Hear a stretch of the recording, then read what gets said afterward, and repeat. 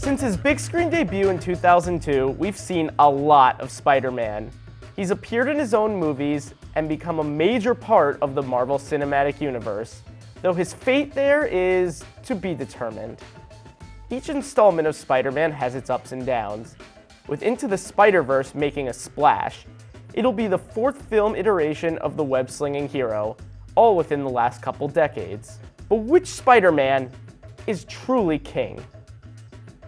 In order to determine the best cinematic Spidey, there's a few categories to look at. Let's start with the actors who've played the superhero.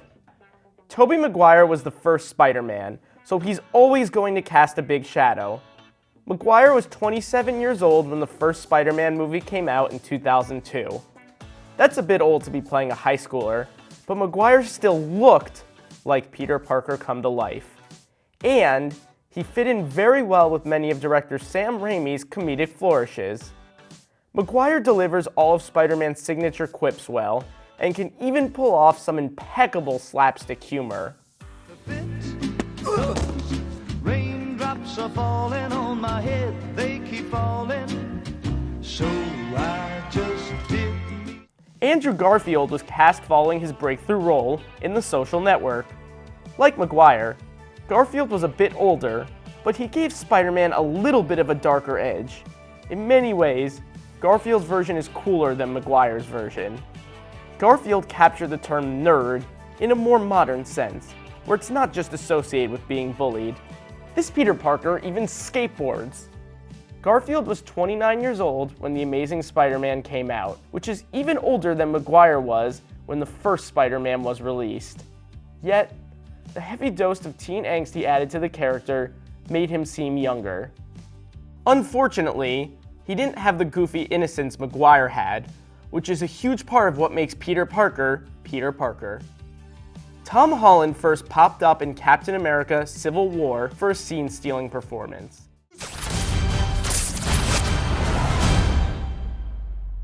Hey everyone. He then got his own platform in Homecoming in 2017. Holland's performance brought a new energy to the character. Not to mention, he got the part at age 20, which made him the youngest actor to get the role. For once, the character actually felt like a high schooler. As an added bonus, Holland gave Peter a bit of a New York accent. Garfield did too, but this one feels the most like he's just a kid from Queens. Thank you, Mr. Stark. But I'm good. Shameik Moore voices Miles Morales, a character who first put on the Spider-Man mask in Ultimate Fallout No. 4 in 2011. Since then, Morales has become a fan favorite, and fans have been begging for a movie for years. Is it fair to judge Miles versus the other versions of Spider-Man with Peter Parker under the mask? I say, why not? Though we only have a voice performance to go off of, Moore ends up being a great choice. He proves to be an incredibly convincing high schooler. How many more Spider people are there? Next, let's talk about the movies themselves. There were a lot of things outside the fight scenes that gave the original trilogy an added dose of drama. And say what you will about the third movie, but the trilogy works together to build a fascinating portrait of a character split between power and responsibility. Remember, with great power comes great responsibility. In the first movie, Peter Parker's unrequited love for Mary Jane is a big highlight. The tension of MJ liking Spider-Man, who can forget that upside-down kiss, while being just friends with Peter added a special sense of intrigue outside the main action. In the second movie, Peter looks like a bad friend and nephew every time he has to run out to be the hero. He bears the burden of being Spider-Man all alone. Spider-Man and Spider-Man 2 were, at the core, about Peter Parker learning to balance standing for justice and his commitments to those he cared about in his life. By the end of the second movie, Mary Jane knows that Peter is Spider-Man, but in the third movie, that knowledge becomes a problem.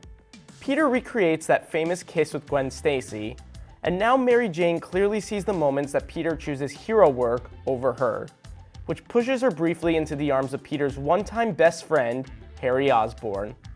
Harry is interesting because, like Mary Jane, he learns about Peter's alter ego, but it causes him to hate his old friend because Spider-Man killed his father.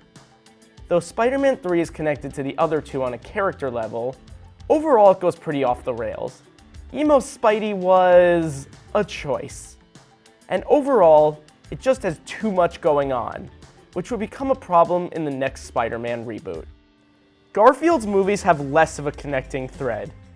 The films work best when they're taking a different direction than the earlier trilogy, but ultimately, it's too similar for a new series with hardly any time separating it from the earlier version. Uncle Ben, call an ambulance! Someone call an ambulance, Uncle Ben. This version rehashes Uncle Ben's death. Peter faces off against the same bully at school, Harry's his best friend who turns into a villain, and he's pretty much battling the same problems and demons. But like I said, when it's different, it's better. In this version, Gwen Stacy, who doesn't show up until Spider-Man 3 in the first version, is Peter's love interest. Garfield and Emma Stone have solid chemistry. Another part that worked was giving more of Peter's early backstory by introducing us to his parents.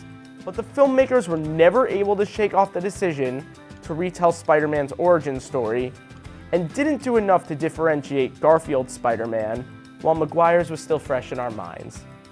Homecoming was smart in that it decided to skip over Spider-Man's origin story, which we'd already seen twice on the big screen. It went right into where his story left off, following the events in Germany from Civil War. At the end of the day, everything about Homecoming is fresh. He's a brand new love interest, a new funny best friend who's not named Harry. MJ comes as a surprise towards the end of the movie, and even his high school bully Flash is completely reimagined. Are you really friends with Peter Parker? The biggest change was adding Tony Stark, aka Iron Man, to this story, giving Peter a new and interesting father figure in lieu of Uncle Ben. Tony Stark might have a reputation for being reckless, but he turns out to be very good at giving teenage Peter Parker a few stern lectures and forbidding his access to a high-tech suit. All of this eventually led to the biggest emotional payoff of Infinity War. Start? I don't feel so good. You're all right. I don't know what's happening. I don't know.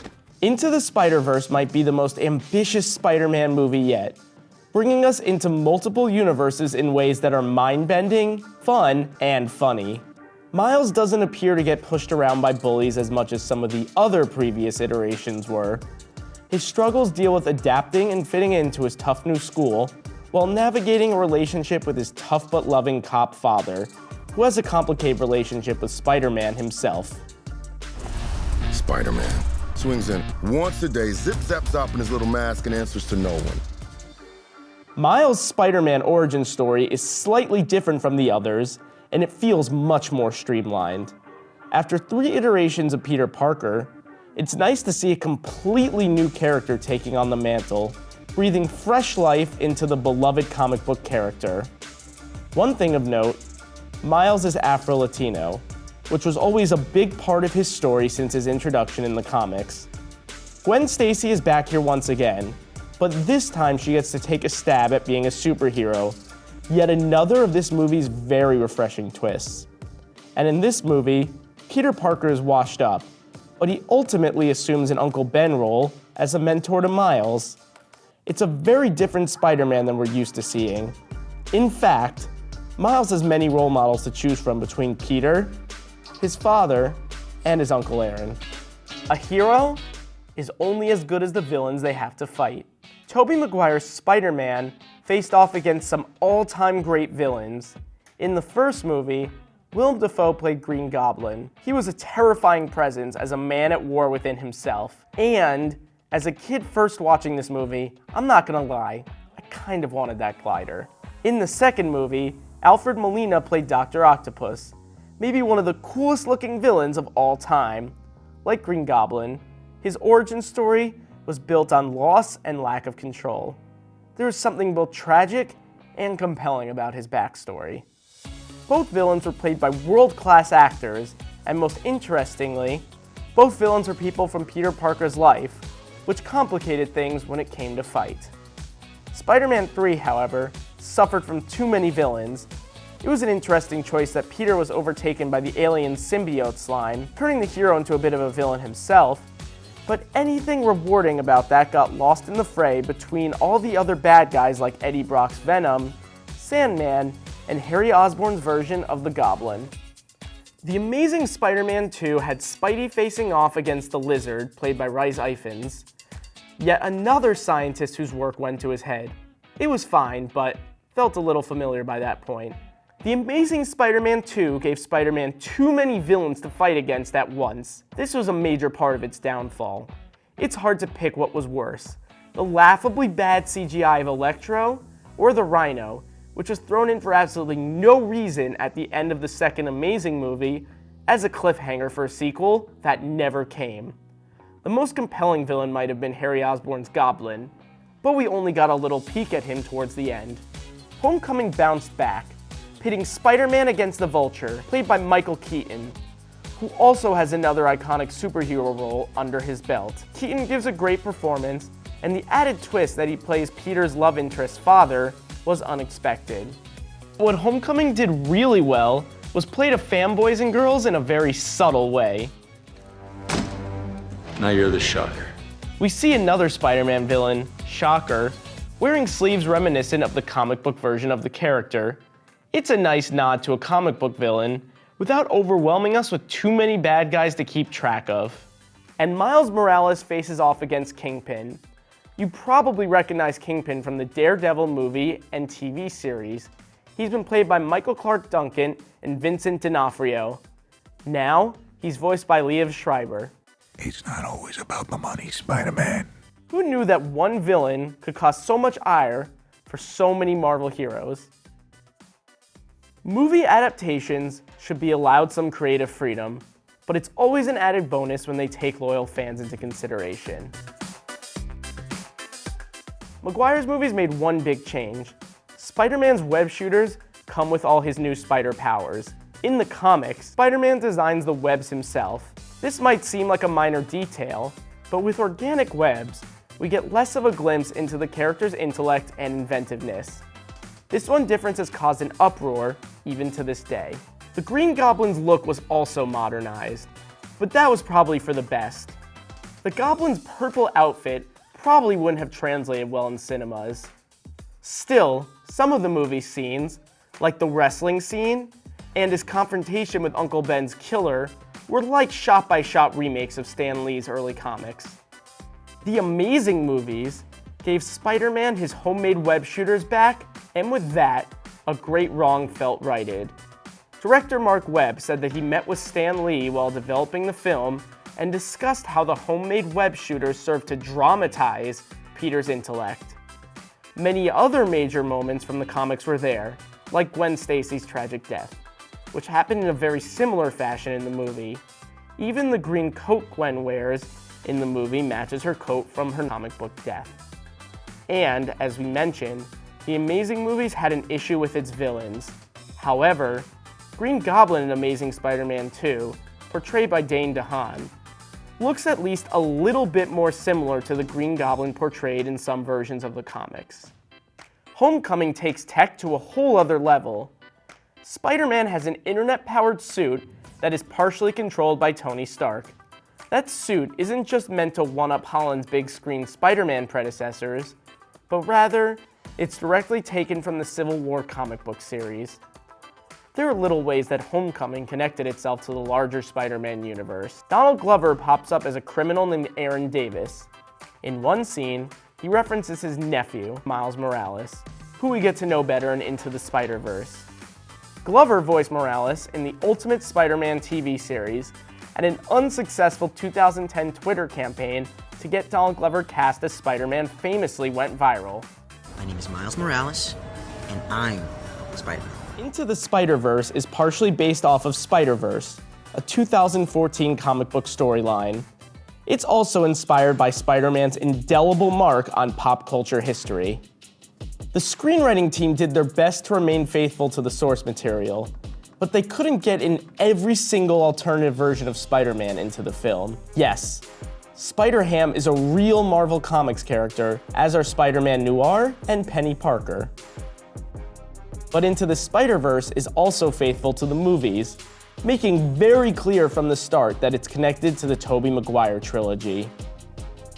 Through a groundbreaking combination of CGI and hand-drawn animation, Into the Spider-Verse looks like a comic book in motion. Producers Phil Lord and Chris Miller wanted audiences to feel like they're walking inside a comic book, and at that, they succeeded.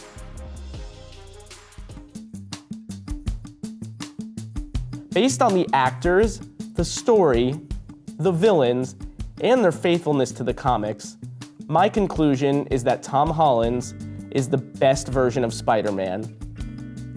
I'd say Spider-Man 2 is the absolute best movie featuring Spider-Man. Into the Spider-Verse has the most unique story, and the Andrew Garfield movies probably can't even be measured on the same scale. But between the awesome suit, the formidable foe, the actor, and the ultimately heartbreaking story arc, we are giving this one to Tom Holland and the Spider-Man of the Marvel Cinematic Universe. Do you agree with our choice? Who's your favorite Spider-Man? Let us know in the comments.